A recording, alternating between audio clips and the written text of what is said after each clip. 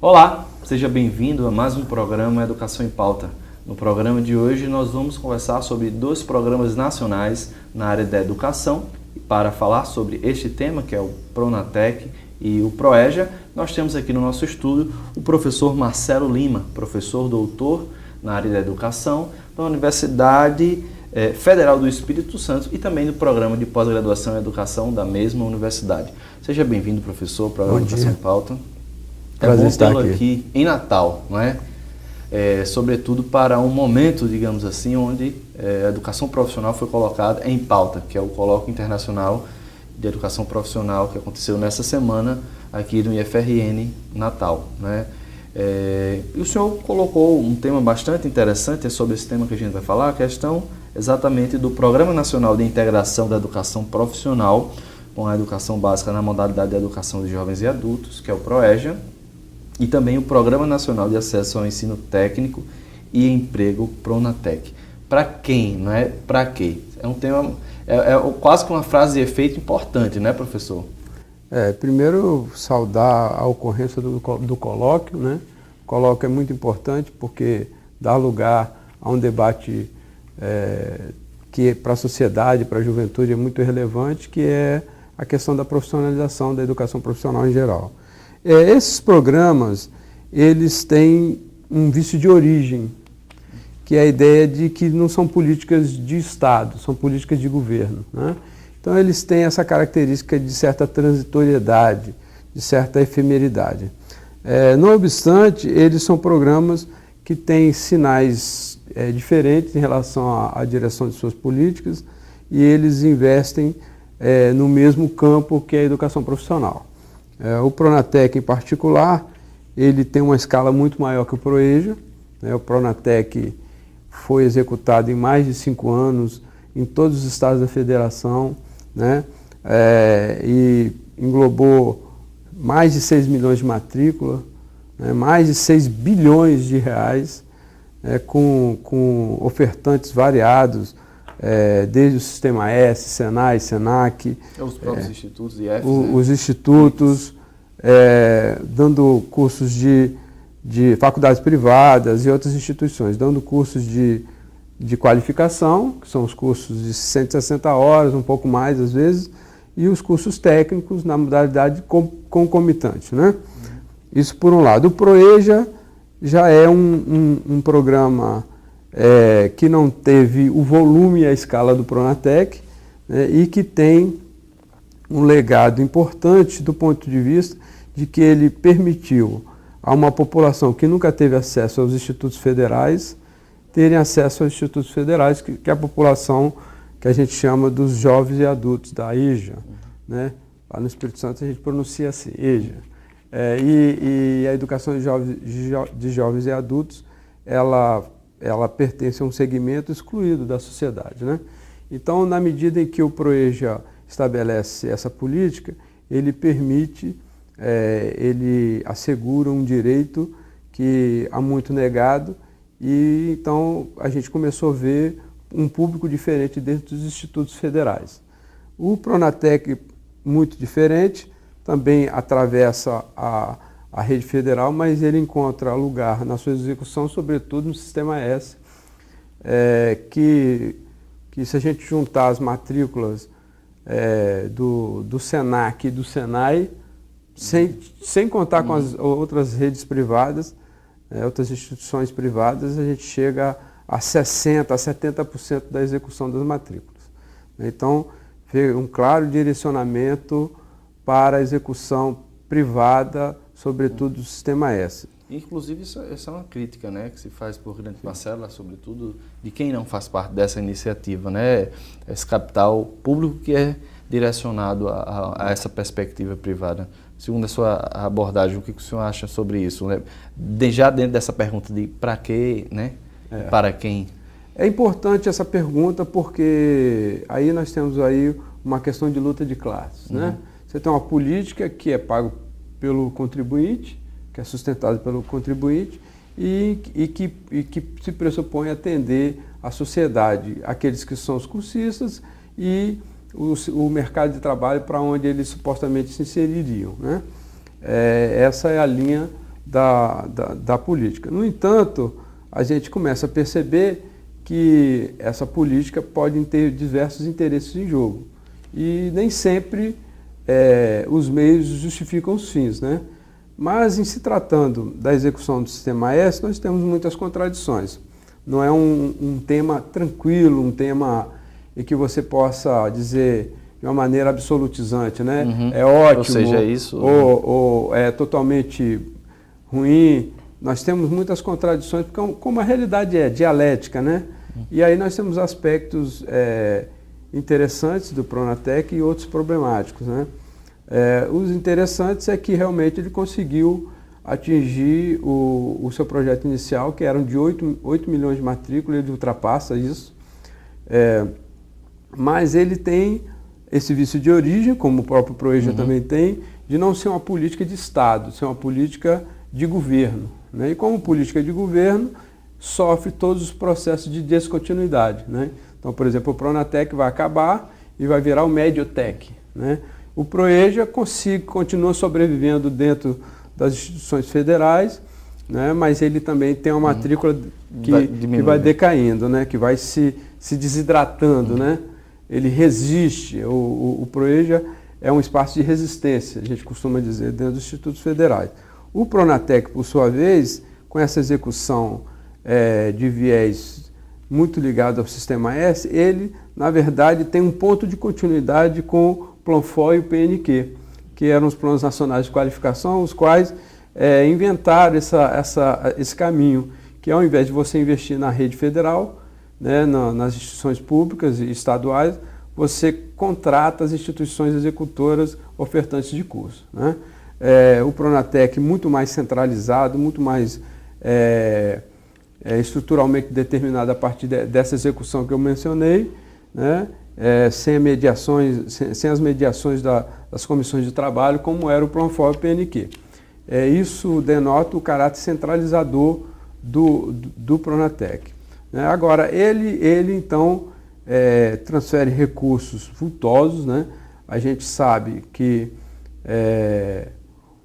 eu tenho uma frase que eu tento resumir e que tem a ver muito com a minha tese de doutoramento, que é a ideia de que hoje nós não vivemos mais o problema de formar para o mercado, né? Hoje nós temos, na verdade, o problema do mercado da formação. Então, o mercado interfere muito nessa formação, né, professor? Exatamente. Então você tem um pressuposto, primeiro um pressuposto errado, de que você dando curso, você resolveria o problema do desemprego, né? O desemprego é uma questão estrutural do capitalismo e você pode mitigar um pouco com a qualificação, mas o desemprego faz parte da lógica capitalista e quanto mais a gente avança no capitalismo, mais o nível de desemprego necessário para o capital acumular é maior, né? Então isso é importante porque quando você tem mais desemprego, você tem maior pressão para baixo dos salários. Quanto mais emprego você tem, mais os salários se pressionam para cima. Só que você pegar a média salarial, a massa salarial, a média e a massa salarial no período de crescimento recente, no governo Lula, nos 2 mandatos, você vai ver que ela cresce, né? E o desemprego se mantém num nível pequeno. Já chegamos até a dizer em pleno emprego, né? No finalzinho desse processo, o governo Dilma entra, então cria o Pronatec. Cria com essa perspectiva, né? De que em se mantendo o crescimento econômico, a pressão por qualificação, sobretudo do setor empresarial, ia ser cada vez maior. Só que ninguém governa sabendo o que vai acontecer amanhã. Se projeta, né? Então, de qualquer maneira, já havia um movimento anterior ao governo Dilma, que era a expansão da rede federal. A expansão da rede federal, ela não se consolidou. Realmente ela foi turbinada no governo Lula no segundo mandato, né, sobretudo. Com as fases de expansão, né? Isso. E isso é muito importante porque tem cidades no Brasil que não tinham uma instituição federal. Para nada. Nem da justiça, nem da saúde, nem da educação, né? E hoje elas 400, né? Hoje elas têm uma estrutura qualificada. O senhor acha que o Pronatec ganharia essa proporção? Tudo bem que 60% vem para o Sistema S. Essa proporção do ponto de vista de quem recebe tanto acesso, né, a esses cursos de formação, sem essa expansão dos institutos federais, por exemplo? Isso. A gente, no artigo que a gente está trazendo para publicar na revista Holos aqui do estado aqui do Rio Grande do Norte, ela ligada à UFRJ, à UFRN, a gente faz uma análise de que você não pode analisar uma política só por dentro dela, mas também o que ela faz com as outras políticas. E o Pronatec, ele preda um pouco o orçamento e valoriza ou dá predominância ou hegemonia a uma formação mais aligerada, em contrário, em detrimento à expansão. Porque o orçamento é um só. Se você gasta dinheiro mais numa coisa, você vai gastar menos na outra, né? Então, a gente costuma dizer que há um predomínio do Pronatec e uma retração da expansão. Então, se você pegasse os 6 bilhões de reais que nós gastamos no Pronatec, que em alguma medida atenderam a sociedade, em alguma medida foram executados cursos interessantes, necessários, em alguma medida o Sistema S tem uma competência para fornecer especificidade para alguns tipos específicos. Exatamente, em determinados lugares, né? A gente não pode negar essa possibilidade, mas se a gente pegasse pelo menos a metade desse dinheiro e tivesse colocado na expansão, hoje nós teríamos mais campi e esses estariam mais consolidados fisicamente do ponto de vista da sua infraestrutura, etc. Nós temos aqui essa estrutura fantástica aqui do IFRN, Campus Natal, né? Campus Central, que vocês chamam, né? E aqui o Campus EAD, né? Exato, e aqui essa estrutura toda do Campus EAD, todos localizados aqui, em que a gente precisaria ter essa mesma estrutura em outros lugares. Professor, a gente vai precisar fazer um breve intervalo, mas voltamos com essa pergunta: para quem, né? Para quem esses financiamentos, esse orçamento tem gerado esses frutos, né? Se é correto ou não com as perspectivas. E você de casa, continue nos acompanhando, a gente volta já com o segundo bloco do programa Educação em Pauta, conversando um pouco mais sobre o Proeja e o Pronatec. A gente volta já.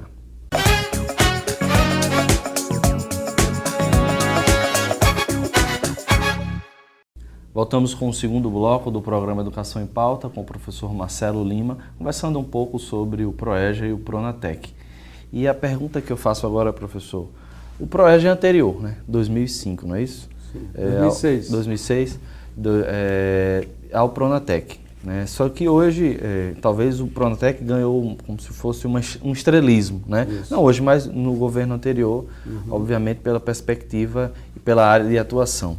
Queria que o senhor pudesse fazer um balanço, falando um pouco mais do Proeja, né? Já que é mais antigo e que tem um filão, um direcionamento muito específico. Por que ele não ganha tanta proporção ou não ganhou como o Proeja, por exemplo, como o Pronatec? O Pronatec, ele preda a expansão e preda também o Proeja. O Proeja, ele é uma conquista do movimento da educação, né, ligado aos fóruns de EJA, e que dentro do MEC foi criada a SECADI, né, que era a Secretaria de Inclusão, né, de Políticas de Inclusão, que inclusive está sendo fechada no momento atual. A SECADI, ela fortaleceu essa política dentro do IFES. Não podemos esquecer que dentro dos institutos federais tem também o modelo do ensino médio integrado, porque o Proeja é um ensino médio integrado para jovens e adultos. O pré-requisito é ter no mínimo 18 anos, né? E alguns lugares até fazem seleção por renda, dando prioridade às pessoas que têm menor renda e questão de vulnerabilidade social, etc. O Proeja, ele é um legado pedagógico importantíssimo. Primeiro porque ele vem trazer uma população que sempre foi excluída dos institutos federais, tomados pela sociedade como uma instituição muito meritocrática, né? Nós, do serviço público, nós adentramos o serviço público pela meritocracia. Aquelas pessoas que têm mais capacidade são as que se qualificam nos concursos. E essa lógica, ela preside também a nossa forma de selecionar os alunos. Não obstante, essas são instituições públicas, ou seja, toda a sociedade, de maneira universal, deveria ter acesso aqui. Só que, por uma série de marcas, haja vista as políticas de cotas que emergiram em determinado momento, que são super importantes, né? Por uma série de marcas, a gente historicamente vem alijando grupos do acesso a essas instituições. O ProEja marca uma mudança nessa política, né? E ela então vem desafiar os professores dos institutos federais a trabalharem com um público que não era um público frequente nos institutos, frequente, né? Altamente capacitado, e que são fruto dos processos seletivos que a gente tem aqui, de ter 10 por 1, 20 por 1, né? Então, o ingresso teria que ser diferenciado, né? Exato. E o ingresso é diferente. Isso mostra que a instituição está se abrindo para a sociedade, que a instituição é uma instituição que deve ser competente não só na sua quantidade de conhecimento, mas também na sua capacidade de transmiti-lo, né? Então, eu pego um professor aqui que tem doutorado, pós-doutorado, e coloco um aluno do ProEja para ele ensinar. Quer dizer, aí a história muda, porque ele percebe que ele tem que ser professor. E o ProEja colocou esse debate dentro dos institutos federais. Aí o professor vai repensar a sua atuação, mais como educador do que professor. Exatamente, né? Essa que é a questão. Por exemplo, eu tive pesquisas em que eu perguntava para os professores o que eles eram, professores dos institutos federais. E alguns falavam que eram engenheiros, não eram professores, né? Só que ele é contratado como professor. E a docência, ela é ressignificada, ela é reinventada no processo de ensino-aprendizagem, quando ele tem contato com esse desafio de lidar com um aluno do ProEja, né? E o ProEja também estabeleceu uma outra forma de coordenação, né? Tem experiências, por exemplo, no Campus Vitória, no Espírito Santo, que eu acompanhei e que tem reuniões permanentes de professores e alunos para discutir as questões do curso. E como os alunos são adultos, eles chegam e dizem: não estou aprendendo nada com o que você está falando. Já tem maturidade suficiente para você é doutor em física, mas o que você fala para mim é inglês, né? Então, esse desafio é muito importante para a instituição, em que pese esse aspecto, você tem um processo de desidratação do ProEja, né? De enfraquecimento. Então é necessário investir no ProEja, fortalecer o ProEja e transformar essa política, como vem sendo feita aqui no IFRN, que é um exemplo para o Brasil todo, de que não seja um ProEja, seja EJA. EJA integrada à educação profissional. Que seja uma política permanente, né? Inclusive com seleção específica de professores.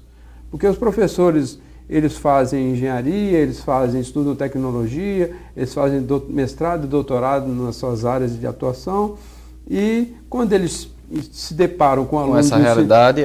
Mesmo com aluno do ensino médio, eles têm dificuldade, né? Que é jovem, que tem suas características, né? E que é diferente você lidar com a graduação. E quando ele pega, então, o público da EJA, ele sente muita dificuldade. Então, a própria seleção dele, ou a formação dele, né? tem que cuidar disso, né? Então, de repente, a gente se descobre professor. Eu descobri que eu não sou só doutor em física, eu sou professor da EJA, né? Eu descobri que eu não sou só metalúrgico, engenheiro metalúrgico, químico, engenheiro químico, né? Como a gente vê tantos colegas aí com uma formação brilhante na área tecnológica, na área científica, de repente se descobre professor, né? E eu tenho que agora ver como é que eu trabalho isso, quer dizer. Ou mais ainda, além de pessoa que passa um conteúdo, você está dentro da constituição da formação humana do outro, né? Exatamente. E, sobretudo, para quem está nesse ambiente do EJA, né, educação em uma faixa etária diferenciada, em um momento que talvez não seja um padrão, essa emancipação precisa ser repensada, né? Eu queria apenas citar um dado, de acordo com o site do MEC, né, de 2003, antes do surgimento do ProEja, cita que 68 milhões de jovens e adultos trabalhadores brasileiros com 15 anos ou mais não concluíram o ensino fundamental e desses cerca de 70 milhões, apenas 6 milhões, né, daria cerca de 9%, estão matriculados no EJA. Quer dizer, daquele período do surgimento já mostra a emergência de uma política, né?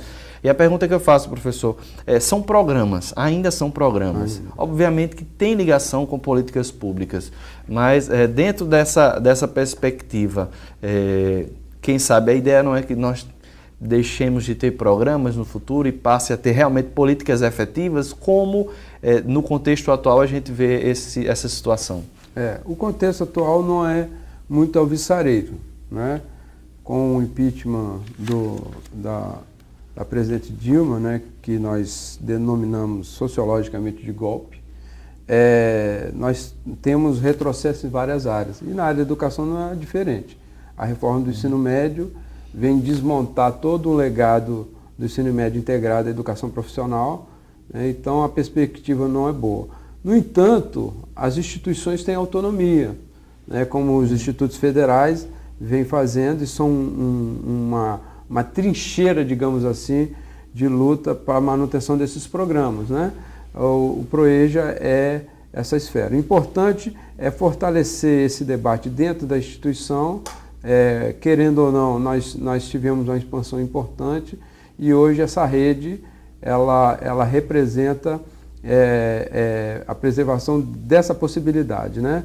E ela é qualitativamente muito importante, mas ela tem que ser mais inclusiva. Ela vem se abrindo mais para as populações de origem de escola pública, em virtude do sistema de cotas. Há mais afrodescendentes, há mais pessoas deficientes com deficiência dentro das instituições, mas ela precisa fortalecer ainda mais, porque existe uma sedução dentro da rede federal, que é a sedução da verticalização, né? Então, nós podemos ter um instituto que pode dar ensino superior, então todo mundo quer ser professor de ensino superior. Só que a sociedade não precisa só de ensino superior. E a sociedade, e o IFES tem essa característica de ser uma instituição híbrida, né? E que deve atender a todas essas populações, e o ProEJA representa uma fronteira pedagógica, digamos assim, né, de emancipação do outro, que vem mudar o lugar da meritocracia dentro das instituições. Professor, o senhor já citou nessa entrevista a questão do Mediotec, né? Como é que fica essa mudança, né, em nível prático? Ou dentro dessa mesma pergunta eu volto a frisar, né, para quem, né, e para que, por que essa mudança, né, e qual, dentro da estrutura da oferta, o que vai mudar na realidade? É só a mudança de governo, mudança de nome, ou na prática acontece a mudança mesmo? O que nós temos agora, o Pronatec, nós tivemos o privilégio, tivemos a predominância dos cursos de qualificação em detrimento dos cursos técnicos. Mesmo os cursos técnicos eram concomitantes, não eram integrados, né? Com o Mediotec, nós vivemos agora uma nova fronteira em que o movimento que se faz é transformar a educação profissional, que é prioritariamente presencial, em EAD, né? E isso, as políticas de EAD, elas têm que ser muito bem construídas, né? Senão ela corre o risco de se tornar uma forma mais barata de produzir educação profissional. Eu que fui professor de educação profissional durante 10 anos no Senai, eu trabalhava com meus alunos na área de eletricidade, e eles tinham que produzir, cada um tinha que produzir um trabalho, e de modo que ele se apropriasse das habilidades, do conhecimento para aquele trabalho. Eu fico pensando como é que pode ser alguém aprender a fazer um determinado produto, fazer uma determinada manutenção ou montar determinado equipamento via EAD. Então, eu acho que a EAD tem uma importância devido à sua capilaridade, seu baixo custo, mas o Mediotec tende a ser mais EAD, menos presencial, né? E que isso venha, de alguma maneira, com terceirização, com toda a política de desmonte que nós estamos vivendo, também prejudicar a própria instituição como formadora em cursos presenciais. Então, na sua opinião, é realmente uma mudança mais orçamentária e proposta de governo. Exatamente. A questão do Mediatek. Nós estamos no contexto da emenda constitucional 95, né, que asfixia o orçamento público, né? Neste contexto, a tendência é reduzir ainda mais o financiamento público. E vamos lembrar da frase da Maria Helena Guimarães Castro, que é assessora do ministro, dizem que ela que é a ministra, né? Uhum. Ela disse assim que os institutos federais são caros e ineficientes, né? Só que não são caros e nem ineficientes, porque os resultados que eles produzem são resultados fantásticos, né? Basta ver os indicadores do Enem, em que os alunos da rede federal são mais bem qualificados do que da rede particular, né? Pelo contrário, né? São propostas de ensino público de qualidade que poderiam ser copiados, mas que estão cada vez mais... Exatamente. E não precisaríamos nem da reforma do ensino médio, bastaríamos copiar, já que é para copiar, não vamos copiar o modelo inglês. Já tem um modelo, né? Nós estamos copiando o modelo inglês, né? Sem ter uma sociedade inglesa, que a sociedade é brasileira, né? Mas, em vez de copiar o modelo inglês, nós podíamos estar copiando o modelo da rede federal, que é o ensino médio integrado, né, com qualidade, com infraestrutura, com profissionais qualificados e com tradição. Temos que falar da tradição da rede federal. A rede federal é uma rede centenária, né? Então, o SEMA-S também é uma rede quase centenária. Então, nós temos estruturas no Brasil que fazem coisas bem feitas, né? Só que o caráter público deve ser priorizado e não o caráter privado. Ok, professor, muito obrigado pela entrevista. O nosso tempo acabou, mas agradeço pela oportunidade. Eu que agradeço, estamos à disposição. Ok, muito obrigado. E você de casa, obrigado pela sua audiência. A gente termina aqui mais um programa Educação em Pauta, fazendo o convite para na próxima semana, no mesmo horário aqui na TV Câmara, você acompanhar mais uma edição do nosso programa. Lembrando que todos os programas são exibidos através da nossa rede no YouTube. Você pode pesquisar Educação em Pauta e assistir os demais programas. A gente se vê na próxima semana. Até lá.